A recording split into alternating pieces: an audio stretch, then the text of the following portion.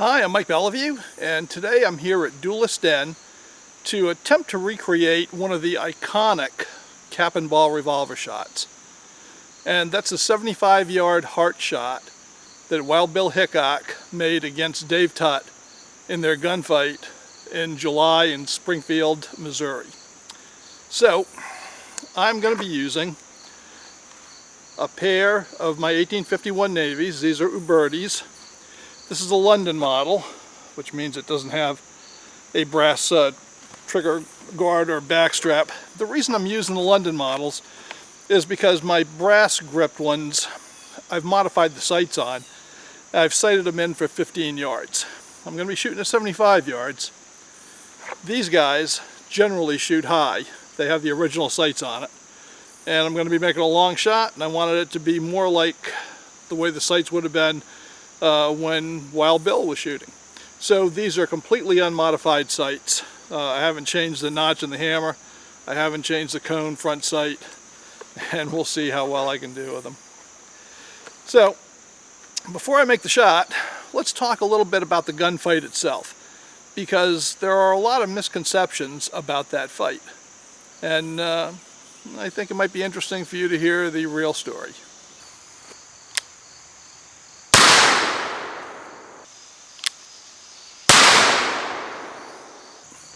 This fight is very famous, and there's been gallons of ink spilled over it over the years, and I've read a lot of articles, and I've read a lot of articles in major magazines that were just plain wrong. I mean, they'll say it was over a woman, you know, Susanna Moore, or it was because Hickok was a Union man and Dave Tutt was a Confederate. And none of that is actually true. So, if you want the real skinny, what you ought to do is read Joseph Rose's books. He is the preeminent biographer of Wild Bill Hickok. And really, the best book to read, if you just want to know about the gunfights, is this one, which is pretty simple. Wild Bill Hickok's Gunfights. Wild Bill Hickok Gunfighter. Mine's a little chewed up by my dog, but it goes through every gunfight, and it diagrams them. It goes through all the evidence, no rumors. He debunks those. He only goes with documented evidence, and he puts together the absolute best, most likely true story that we could know at this point in time. So I recommend this. And we'll talk a little bit more about those rumors in a minute.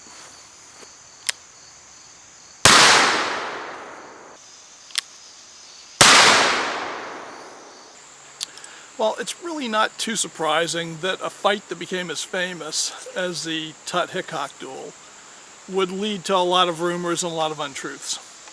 And that started pretty early on.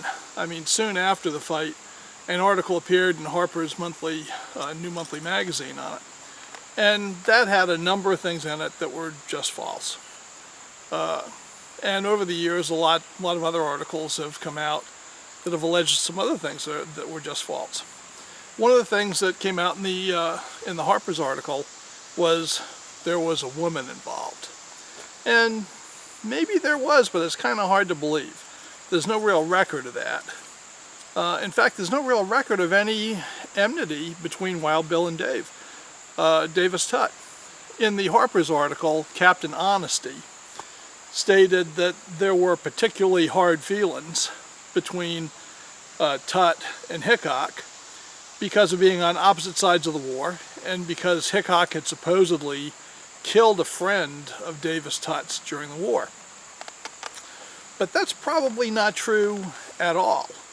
And in fact, the whole Confederate Union undercurrent that surrounds that fight in the rumor mill probably wasn't really true either. It's true that Davis Tutt did fight for the Confederacy, and he enlisted in 1862. But it is also almost a certainty that by the last 2 years of the war, he was a Union double agent in the Confederate camp, and that he was reporting back on movements and decisions to the Union Army. So, and that also was known among the Confederate element in Springfield and he was not very popular. And it's unlikely that Hickok and Tutt were in disagreement over Union versus Confederacy. And in fact, Tutt's boss on the Union side was also Hickok's boss, who was the quartermaster. And it's quite likely that they did know each other and that they knew each other as comrades in arms. And by all indications, they were very friendly. Hickok numerous times borrowed money from Dave Tutt. He bought a horse from Dave Tutt.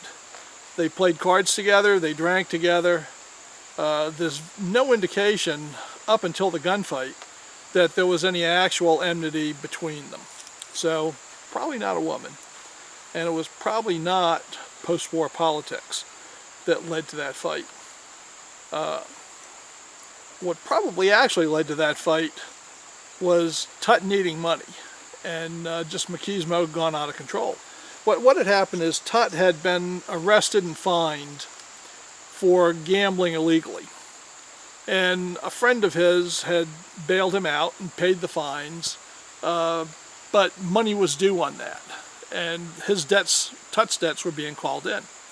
So the day before the gunfight, Hickok won quite a bit of money playing cards, at least $200.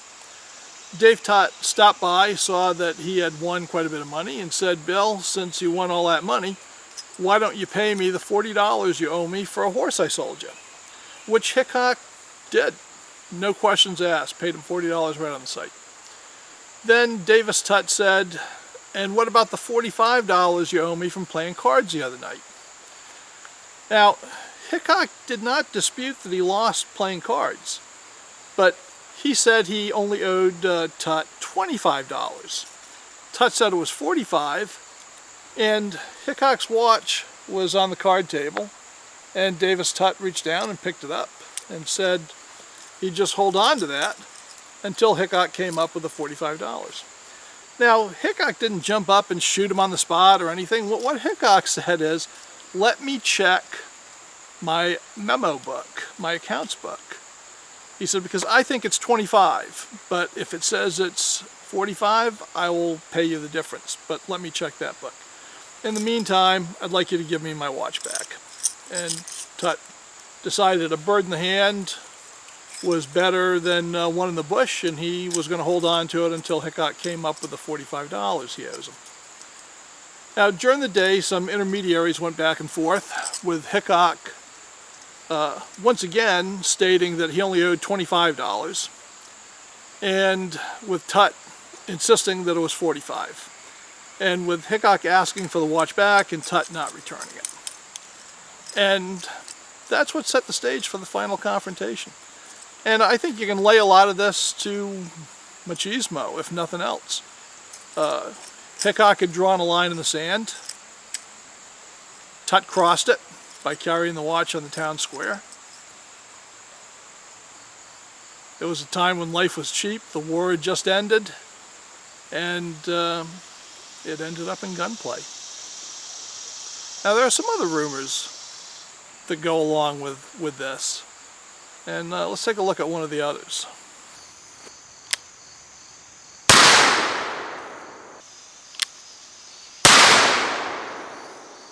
Another pretty persistent story of that gunfight is that Hickok used a dragoon revolver, 44 caliber, like this one. And Hickok certainly owned a dragoon revolver, but it's unlikely that he used it. He could have, and he was supposedly pretty good with them, but sources at the time say that he was seen around town carrying his Navy revolver. Now, I've seen this in magazines several times. In fact, some stories state that he had his dragoon, he rested it over his forearm to take a better hold, and shot that way. And then there are other stories that say that he used a post and used that post to take a better hold on his gun, steady his aim. Now, I'll be honest with you, I think those stories are just plain ridiculous. Because the way the fight went down is Tutt was in the square, no gun in his hand. Hickok arrived on the scene.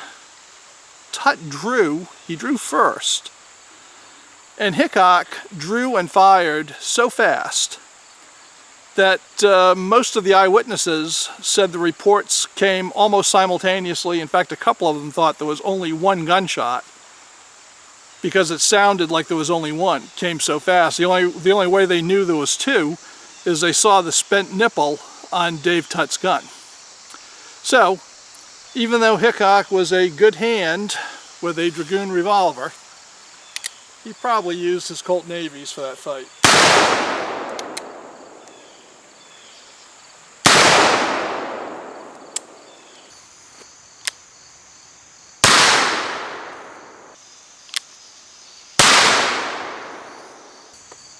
So here's how that fight went down.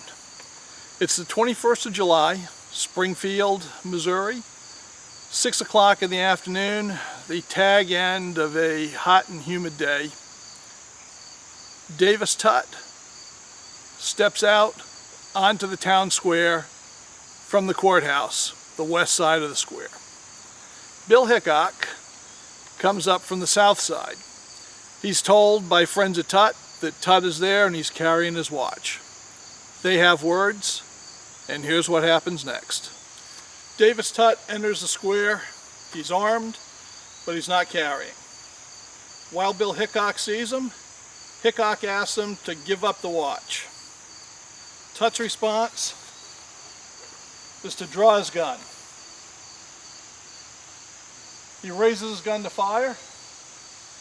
Hickok sees him, and he draws himself. Hickok draws, aims, fires.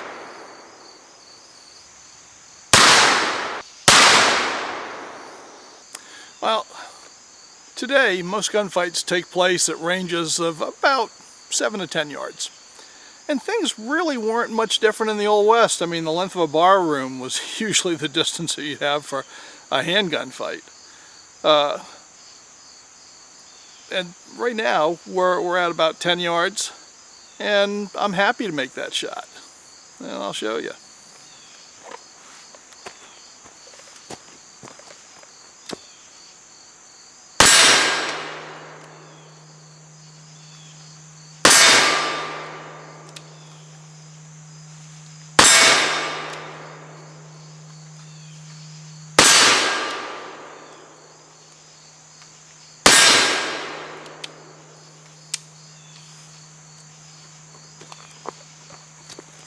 So I'll do that all day and twice on Sunday.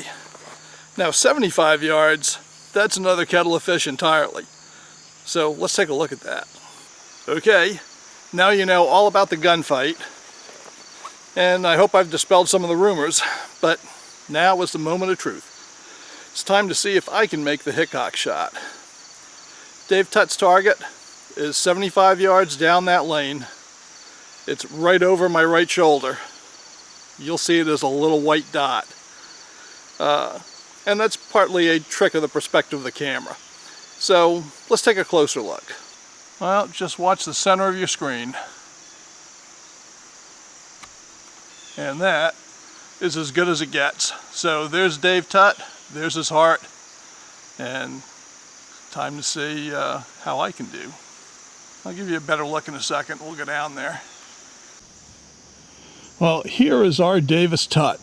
He's a 3/4 size IPSC silhouette target, and I've painted a 6-inch square heart area on him. That's going to be my target area. Now I know what you're thinking. Heart shot, 6 inches, that's kind of big. Well, maybe. But you know, if there's one thing that all of Dave Tutt's friends could agree on, it's that he had a big heart. So let's see if I can hit it. Okay, wish me luck. Let's see if I can hit steel.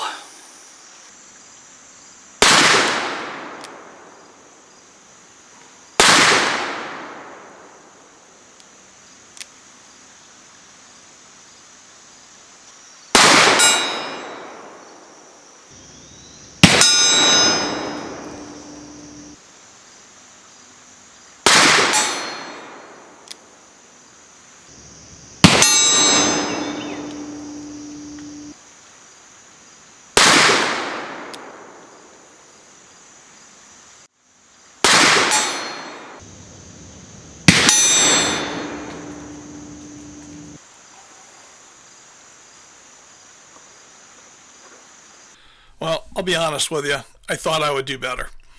The sights made this gun shoot extremely high. I was actually aiming at the bottom of the steel to make those shots.